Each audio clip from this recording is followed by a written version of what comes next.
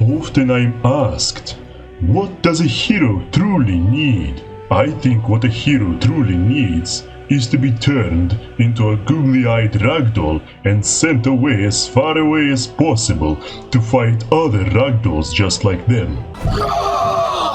Maybe then they will finally stop bothering me. What do you think? Hello everyone and welcome back to this humble abode of gameplay and memes. The unit creator for Totally Accurate Battle Simulator is finally live. Well, actually it's not exactly live because it's only available as a beta right now.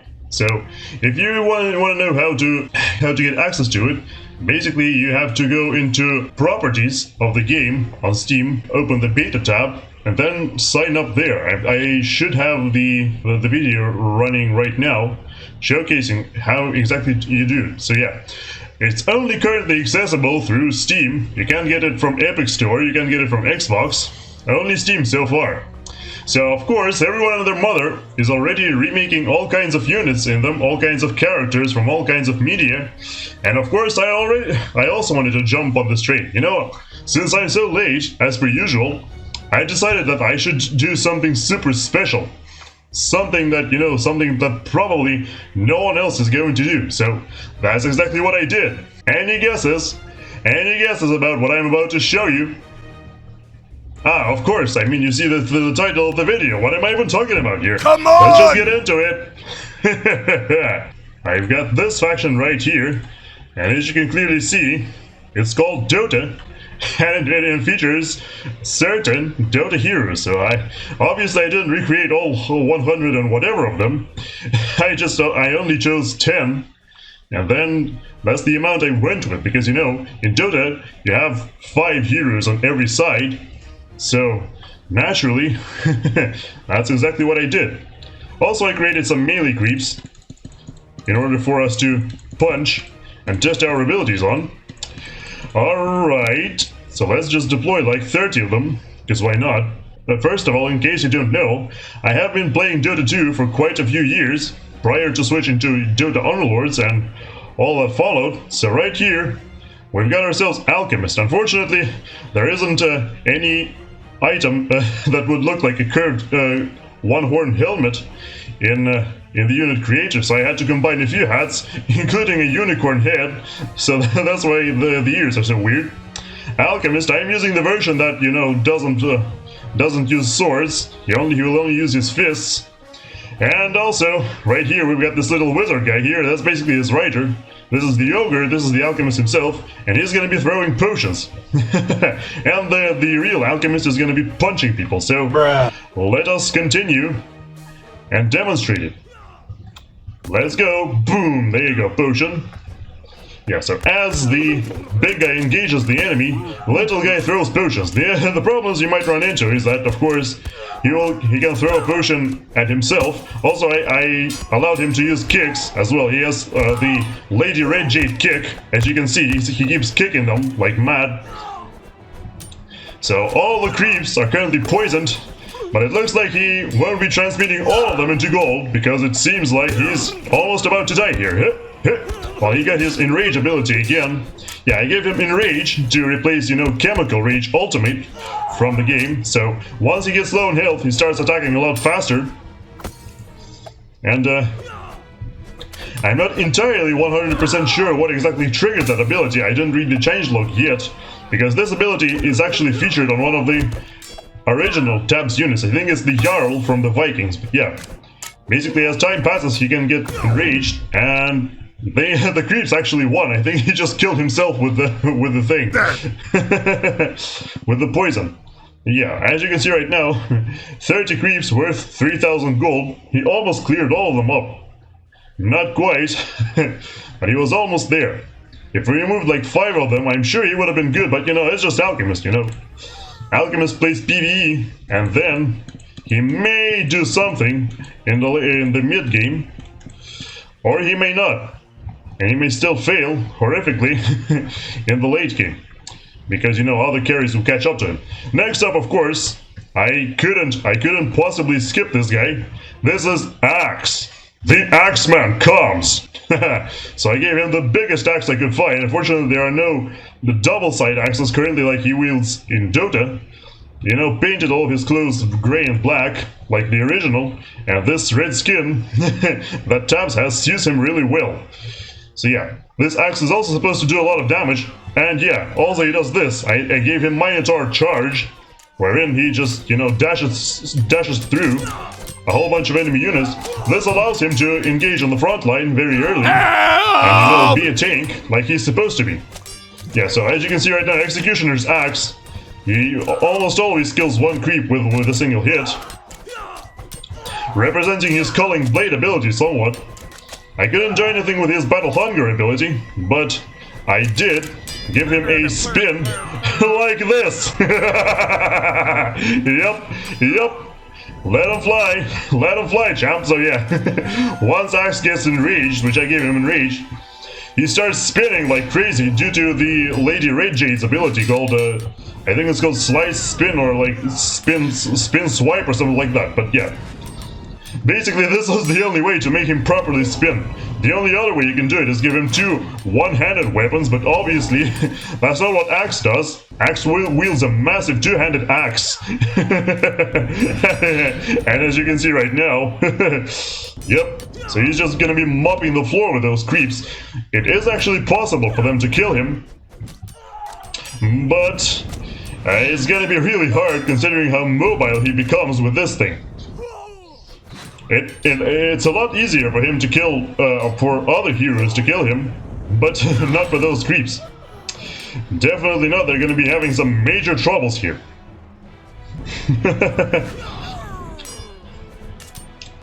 I'm just prolonging this because I want to know who kills who first. But this basically does represent what Axe essentially does.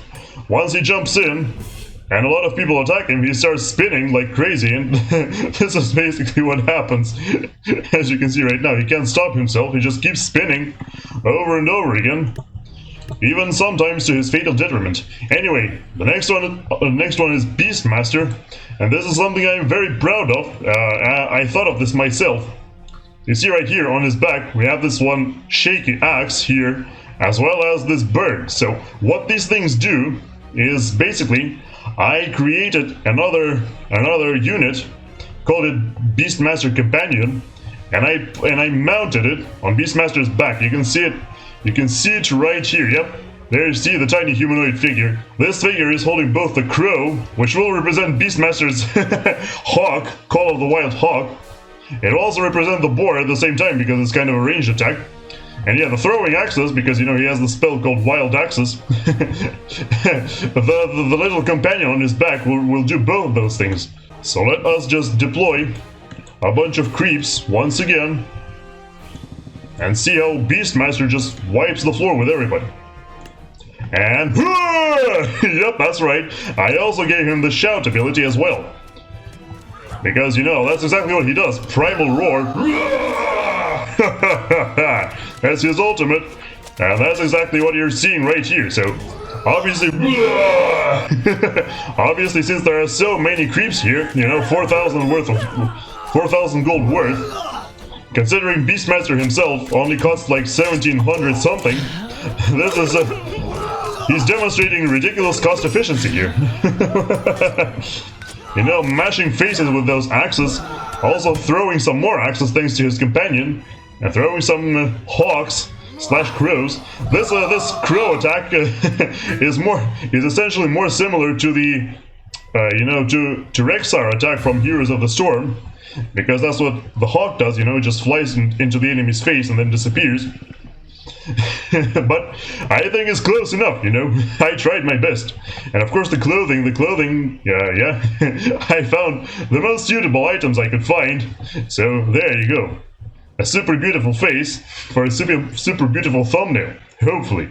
Taking a little break to see exactly how this companion works. So I've just got another unit here called BM Companion. Right there, you see him standing down there with the crow and the axe. You know, has all of his own weapons, all of his own voice lines, stats as well. wanted him to make him slightly tankier so he also doesn't die instantly, so the Beastmaster doesn't just stop throwing those axes and crows. And there is Beastmaster himself. As you can see right now, it says Rider BM Companion, so the companion essentially rides him and provides cool utility to him. And that's it. Continuing off here, we've got Bristleback, who is own companion on his back. This companion is just a cactus, essentially.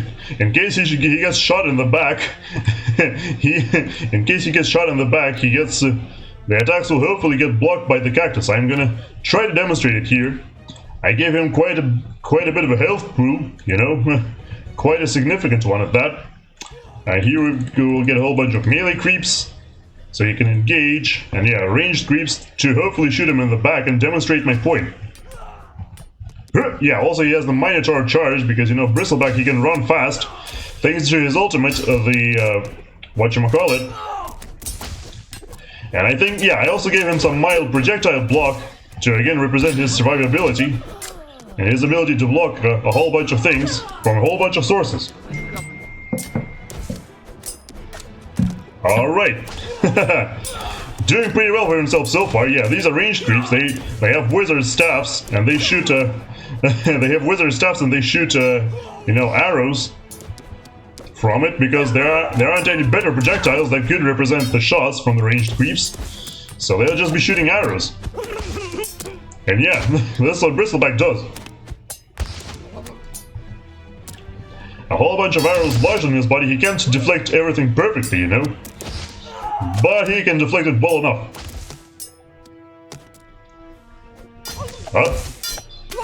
Yeah, he basically has double Cactus Blast, because, well, Cactus Blast, you know, Quill Spray, but yeah, it's called Cactus something in this game, because both the companion and Bristleback himself do the spray thing. Also, yeah, I think the creeps actually won here, which is very surprising, but you see how long he survived. Of course, it could be partially due to his health, but also due to his blocking abilities.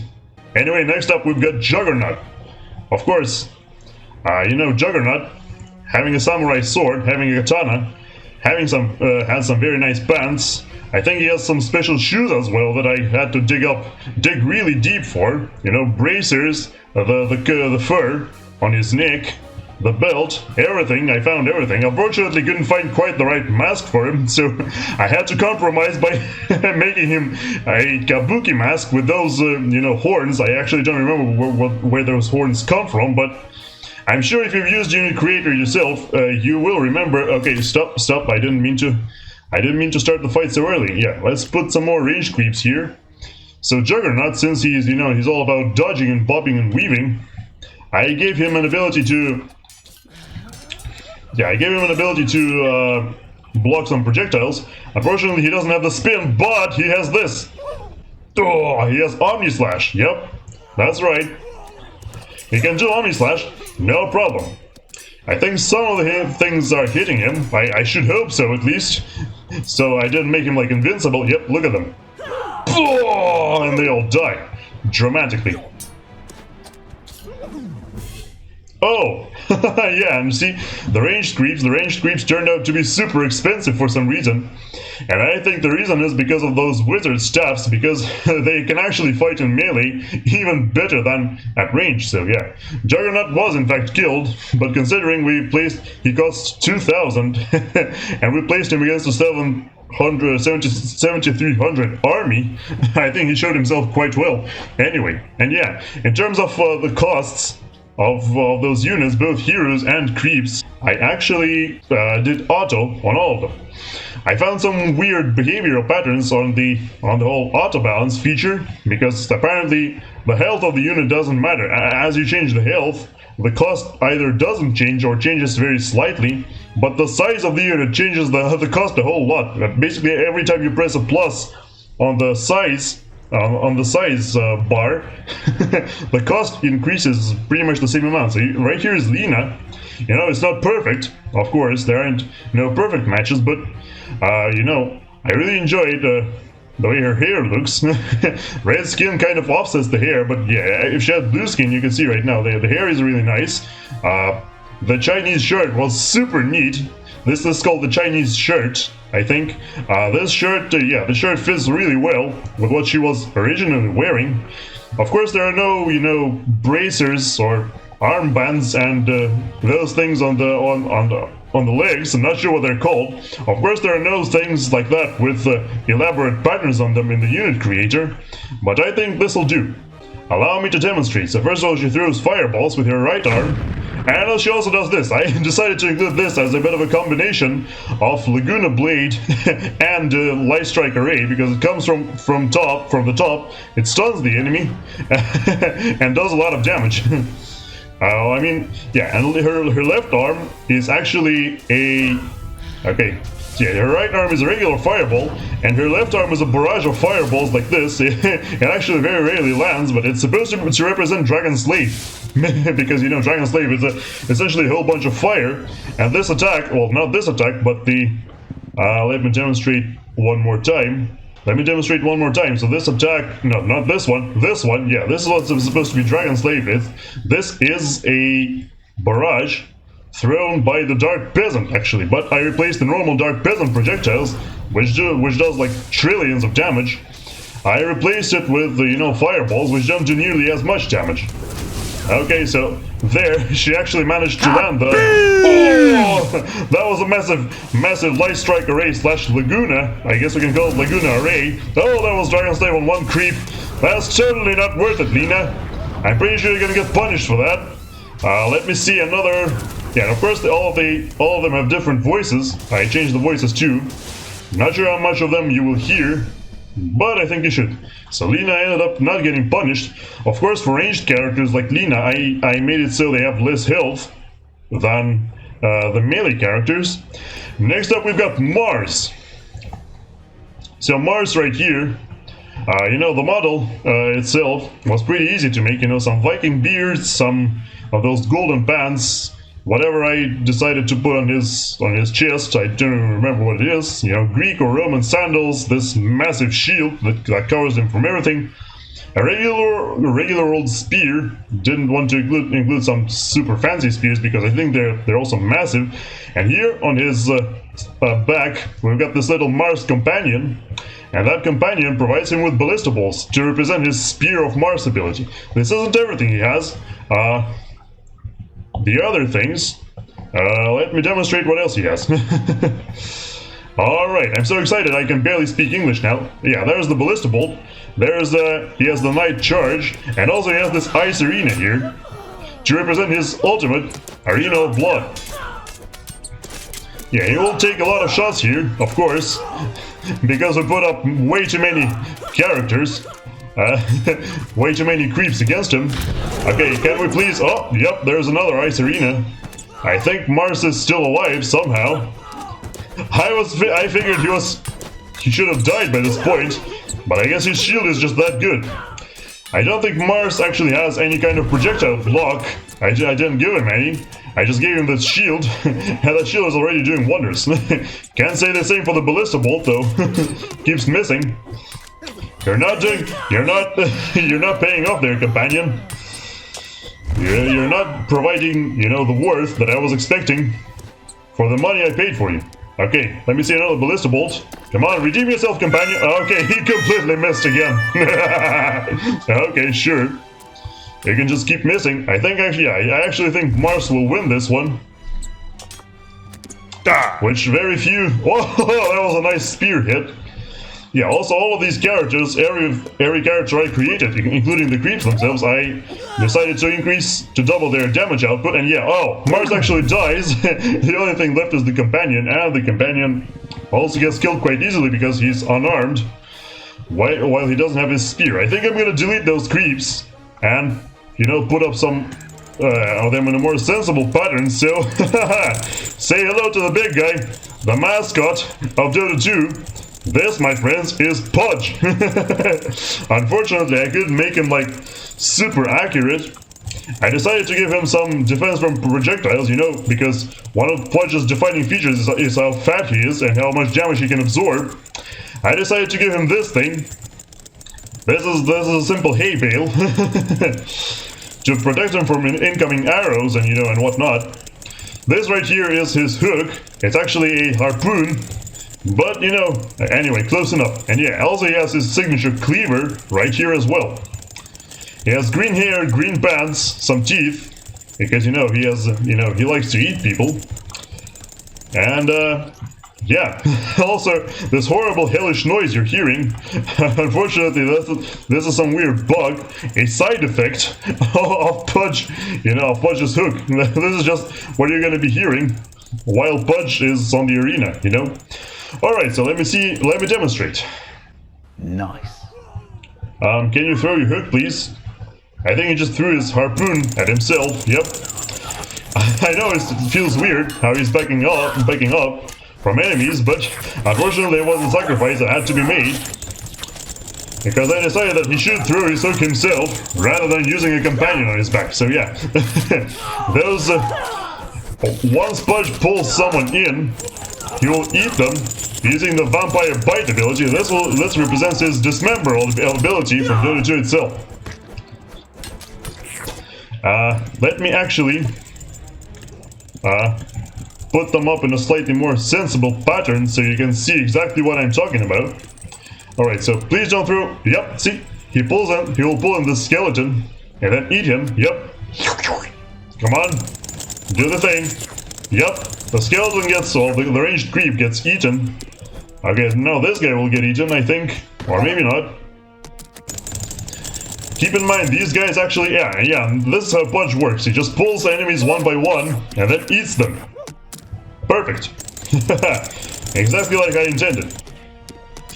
It's a shame he doesn't want to walk into melee range, but I suppose he's a capable ranged combatant, considering he has both this haystack, as well as this thing. The hook. And yeah, this is pretty much what he does. Whoop! Here you go. Get eaten. Dinner served. I guess the next thing will be like a midnight after dinner, or whatever they have in the US or UK. You can enlighten me in the comment section if you feel like it. Come on, do it, Pudge. Do it again. Do it again for the people. No. And also this Pudge keeps missing his shots, just like you know, the normal Pudge in your average pub game of Dota 2. Lands half the hooks, misses the other half. This guy has a slightly higher accuracy because he knows you're supposed to walk up close in order to hook people more effectively. But also he's really hard to kill. Yeah, these guys are pretty much doing no damage to him, so you know exactly how this will end. So if you don't mind, I think I'll move on to the next hero here. And next up we've got Shadow Fiend right here. For some reason he's throwing some kind of a weird salute, but yeah, in case you couldn't tell, this is Shadow Fiend. I strapped as many spikes on him as I could find. The result is something like this. As you can see, I even used the winged hussar armor. That doesn't exist on any particular units. It's only available as a, you know, cosmetic. Shadow Fiend actually turned out to be super costly. I think I may change that in the future. But now, for the sake of demonstration, I'll leave him be. Yeah, this is the reason he's so expensive, because he throws those dark prism projectiles that apparently do obscene amounts of damage. Well, he just blew himself up, which wasn't a very smart idea, let me tell you. Let me demonstrate by just deploying a whole bunch of melee creeps again. So yeah, this is normal attack throws a fireball. The other attack is, well, I hope you start landing those fireballs real soon, buddy. Yeah, there's the Dark Peasant projectile. I actually didn't use the actual Dark Peasant attack there. I used the Crow Throw. And right here, you're about to witness the Requiem of Souls! Yup! That's how he does the Requiem. He jumps up, and everything under him explodes. Also, he's supposed to explode when he dies, but I'm not actually sure if that happens or not. You know, just like in Dota 2, once again. Moving on, our next contestant right here is Windranger. Also got some nice different voices for her. I think she has the same voice as either a Valkyrie or Lady Red Jade. I'm not entirely sure. If you don't know who Lady Reimagined is, there was a very niche unit back in the day. She was a secret unit who could, you know, she could basically just attack really fast, but she couldn't protect herself from most of the stuff that was in the game. But then they buffed her substantially, and in the new patch she has a whole bunch of different abilities. But anyway, today we're not talking about her, we're talking about Windranger here. I'm really proud of this costume actually. As you can see right now, mostly green and yellow is prevalent. I gave her Artemis hair, but added an extra braid right here. You know, the default look of the Windranger, she of course doesn't wear any braids on that. But I decided that, you know, this is as close of the hair length as we will get to hers, because hers is like, you know, halfway between her shoulders and the, you know, my ass and the pelvis, I guess I want to say, but that's probably not the correct thing to say. Well, where the legs start, okay, right here. Yeah, the correct length is like halfway between, and that's what this braid is supposed to represent. But anyway, on to the abilities that she can do right here.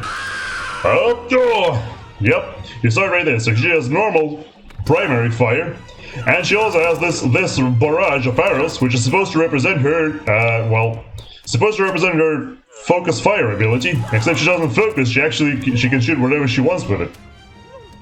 Yeah, so she can dodge, of course, you know, because Windranger has built-in evasion. She can dodge some projectiles, not all of them, unfortunately. She's still getting stuffed full of arrows. And yeah, it's not very... those arrows sure aren't helping. Okay, now she finally dealt with all the melee creeps, and now she will move on to the ranged creeps. As you can see right now, she can't dodge everything, but the ranged creeps also have less health than the melee creeps, so she had a chance to win there, but unfortunately her dodge wasn't quite enough. Again, like with most of the ranged characters I did here, I gave Windranger, you know, less health than the melee characters. So right now I shall demonstrate to you some of the matchups between different characters. So I kind of don't want to play Axe versus Juggernaut, because, you know, both Axe and Juggernaut actually have they're supposed to have red skin, basically, or close to red. So let's see Axe versus Bristleback, for example. As you can see right now, they both have, I think they give them both the Minotaur dash, so they can charge in really quickly. Unfortunately, I think at this particular instance, Axe will do a lot more damage because he has Executioner's Axe, while Bristleback has some weird flail that he can barely even use. Bristleback is supposed to have super high attack speed. Well, I think that was that right there. You saw the high attack speed in action. Okay, Axe gets enraged, so now he will start spinning. I think the main Bristleback is actually dead, and now all that remains is his Cactus Companion, which I think is currently attached to Axe. If we pause real quick, I can't see. I actually have no idea where the companion went, but yeah, Axe won. That's the bottom line.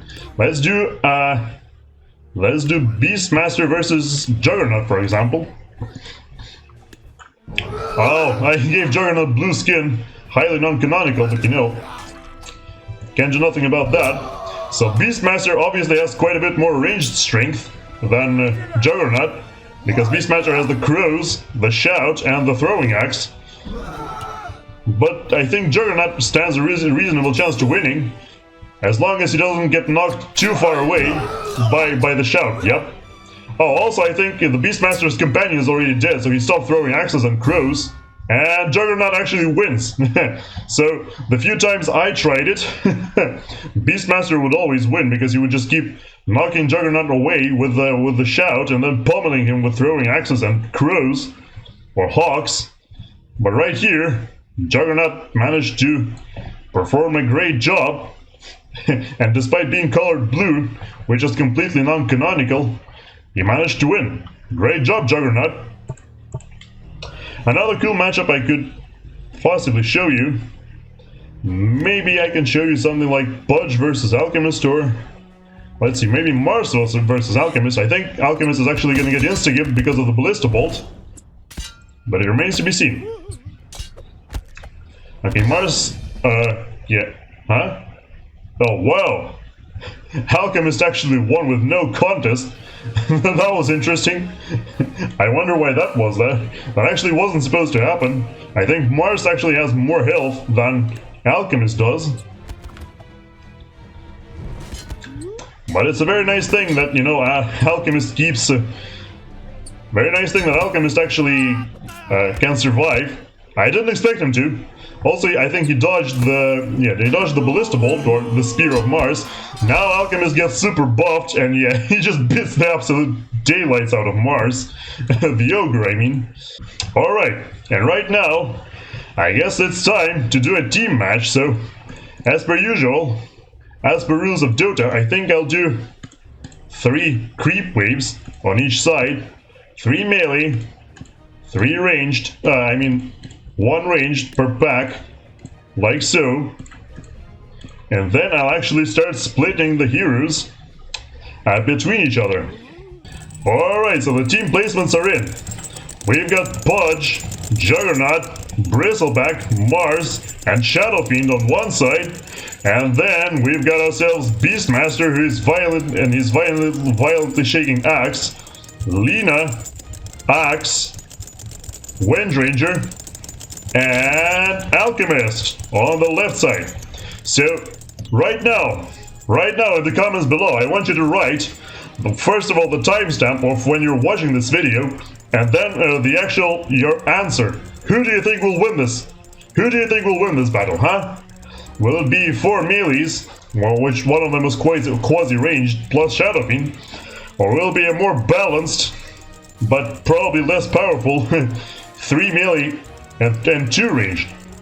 Let me know your answer right now, before we start, and then I'll start the battle. So, you got it? You done? Put the answer down? Okay, nice. Let's go then. 3, 2, 1, let's go! Okay, so Axe immediately gets his Minotaur charge off. Starts getting eaten by Pudge and Juggernaut. Meanwhile, Mars is engaging the creeps with Beastmaster. Here we've got Lina and Windranger spraying everyone down. They are attacking the Bristleback. Bristleback is holding on really well. Alchemist gets enraged. I think Pudge is dead. I'm not sure about Axe.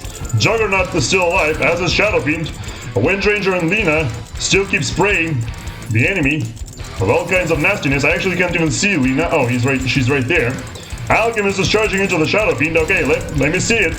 Let me see what you got, Shadow Fiend. Let me see. Come on. You can do it, Shadow Fiend.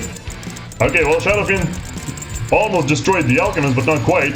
Here we've got Juggernaut fighting valiantly against Windranger, as well as Lina. Lina and Alchemist, I was gonna say, assisting. But it looks like Windranger did prevail in the end. Also a pretty epic intro shot, I gotta say. I have no idea why, but you know, the Pudge, or not intro shot, but thumbnail shot. I keep forgetting English here. Slightly weird. Yeah, I'm not sure why, but the Pudge sounds still keep playing. So let's place them slightly more strategically for a second round. I'm not gonna ask this time who you think is going to win, because I think it might be slightly more obvious.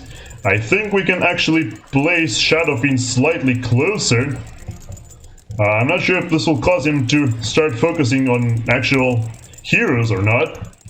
I think if Pudge is further up front, it could allow him to do slightly more damage. So let's try to do that instead.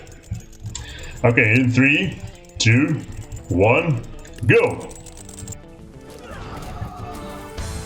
Okay, Axe gets instantly destroyed by the Shadow Fiend. Beastmaster and Mars again engaging. I think Beastmaster was killed already. Mars is dealing with the creeps. Juggernaut just did a massive slice on like the entire enemy team, I'm pretty sure. Beastmaster turned black for some reason. Lina and Windranger still keep pummeling everyone from range. Here we've got Shadow Fiend and Mars, who have successfully dealt with other enemies. Whoever that was, I think it was Beastmaster. Shadow Fiend is not approaching Lina too quickly. I think Mars was killed there. Oh, never mind. Actually, he wasn't. We've only got Windranger left over. And she's somehow supposed to deal with Pudge, Pudge, Shadow Fiend, and Mars all at once. I don't think that's gonna end well. I don't know, maybe she could pull the best comeback of all time, but no, she's getting pulled. She's gonna get eaten. Oh no! Get away, Windranger! Get away from this nasty pervert! Oh no! Okay, well, she's done. Alright, so let's do the third and final round. What if we... Let's put Lina slightly further behind, because I think she has bigger range thanks to her lightning, or you know, Laguna Strike Array, as we were gonna name it. And then maybe we will. Did I delete Alchemist? Yeah, I did. Okay, so Alchemist. Yeah, what if Alchemist? No, that's not Alchemist. That was supposed to be someone else, actually. Oh yeah, Axe. Right. Yeah. So what if Axe and Alchemist protect Windranger? Beastmaster will go in slightly later, and then Pudge will perhaps. Finally, that noise is gone. Holy cow! Pudge will maybe approach from the side, try to deal with Lina, and then Mars and Bristleback will make a phalanx, and Juggernaut will be following them closely behind. Let's see if this kind of strategy works. And again, creeps are on the field. Creeps could distract the enemy. Okay, I think Alchemist just got shot in the face by Beastmaster. Axe is dealing with the creeps. Pudge, in the meantime, is eating someone. I think he was eating a creep, but the creep just punched him, smacked him in the face with a staff, and Pudge gets tossed away. Here we've got an enraged Alchemist dealing with Mars. Here we've got Axe trying to deal with the creeps. Mars and Beastmaster are still fighting it out together with Alchemist. I'm not sure if Mars could survive that on his own. Looks like Mars is actually dead. And we've only got Shadow Fiend left. And Pudge on one side. And... oh my! And Shadow and Lina and Windranger. And that guy, Alchemist, on the other side. So Pudge is down. Or not. He's lying on the ground, but he's not moving. But it seems like he could still be alive. There's one ranged creep who's still coming. Okay, so it looks like... well, yeah, Lina is just still trying to shoot the Pudge. But the ranged creep has died. So now it's just Pudge versus Windranger and Lina. Die! Ow. How much health does he have left? Why can he move? Okay, for some reason Pudge can't move at all. But I'm sure you could guess how that ended. So yeah, I think the problem was that Juggernaut actually died too early. So we're gonna do one more test. Okay, we did a best of 3 right now. The red team won. So yeah, congratulations to whoever bet on the red team. I'm gonna have Juggernaut walk in from the side as well, and not engage quite so early. Alright, so Bristleback goes in immediately. Shadow Fiend shoots creeps. Pudge gets a ranged creep to eat. Axe, is that Axe? No, it's Alchemist fighting Mars. Juggernaut slices the Alchemist. Axe is still dealing with the creeps. I'm not sure if he's gonna do anything at all. Alright, there's Juggernaut. Juggernaut is dealing with both Windranger, Axe, and Lina at the same time. That's not gonna end well for him. I think he's about to die there. Shadow Fiend is getting attacked by who's that? That's Beastmaster. Okay, yeah. He was getting attacked by Beastmaster, but ultimately Beastmaster was killed. Okay, Axe is starting his tornado. That's the first time we've seen an Axe tornado today. We've only got two ranged creeps left. I am not sure they can do anything against that. Oh no. Oh Nelly. He just keeps going. He just keeps going. There ain't no stopping this train. Oh, this is actually a red ranged creep. So, yeah, all we've got left is whatever is inside this friggin'... Nice. Amazing. Yep. Alright, so that was super fun. I really enjoyed it. But now... if in case you're still here watching, write something in the comments as well. I think that's going to be really useful because right now I'm about super excited and about to present you with something special. Right here, you can see right now. Yes, that's right. I've also made Invoker. Yep, so Invoker, his basic attack is a fireball, and this giant bomb is supposed to represent his meteor ability. And he also has a whole bunch of other to cataclysmic abilities, as you're about to find out. So for example, let's place down some more poor melee creeps for him to slaughter. He doesn't have any kind of dodge abilities because, you know, that's not what Invoker does. Boom! Yep, there goes the tornado. He has Thor Lightning, which is supposed to represent his EMP. The tornado is, you know, tornado. He has a shout, which is supposed to represent deafening blast. Well, this stomp you just saw is also supposed to represent deafening blast. He doesn't have a lot of health because, you know, that's one of the downsides of Invoker. You can't give him too much health, at least from what I recall. Yep, so he keeps throwing explosive bombs, keeps shouting, stomping. I think he's about to throw another tornado. Let me see. Yep, there's another tornado again. And oh, the creeps actually won. I think Invoker just destroyed himself with the. I think Invoker just destroyed himself there with the bombs. Okay, so let's have Invoker tanking with one axe and one bristleback on the side, and let us put down every other hero against them. So we've got Lina, Shadow Fiend, Windranger, Mars, Juggernaut, Alchemist. Where are you at? Beastmaster. I have reasons to believe that they are actually going to succeed, but it remains to be seen. Let's do it.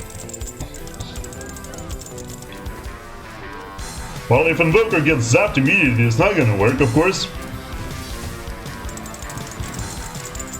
Okay, the axe gets enraged. The axe tornado actually keeps going. Okay, yeah, Invoker shouts at the Mars, so the Mars gets knocked away. Okay, Alchemist gets tornadoed for his trouble. Invoker is about to throw a bomb at someone. Okay, he just shouted at the Alchemist. Alchemist is enraged as well now. Oh, he's super fast. Oh, Alchemist kicks Invoker in the face once, twice. Is Invoker dead? Yes! Oh no, did he die? Oh, that's not good. Yeah, you know, that's one thing Invoker lacks, just like he does in real game. He has range. Yeah, enraged axe and enraged alchemist are engaging in some kind of a horrible death dance. Oh, Windranger also got pulverized. She did? Oh my god, she gets blown up instantly. Wow, that's crazy. So who's left? Why is Axe still going? I genuinely have no idea. It's a weird mutant blue axe, and yet he's still here. Is he trying to kill the Pudge again?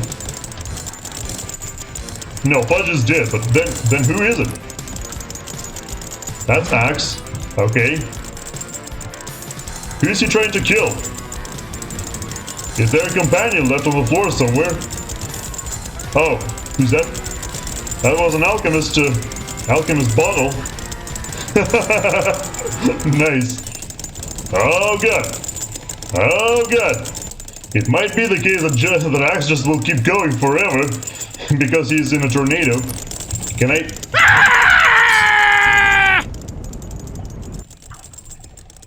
Nope. I don't think there's anything I can do. And I don't understand who he's fighting. So, yeah, I guess I'm gonna end this here because there is no point to continue. But yeah, as I predicted, even though Invoker got killed, I like to think that his massive DPS output actually helped the blue team secure the win, because it was pretty clear that Axe was gonna clean the house, just like it should have. So yeah, I think I'm gonna end this video here. Thank you everyone so much for watching, because I'm really hoping you enjoyed it, because I enjoyed the hell out of making all this stuff. It was absolutely incredible. So I'm hoping that's what you're feeling as well.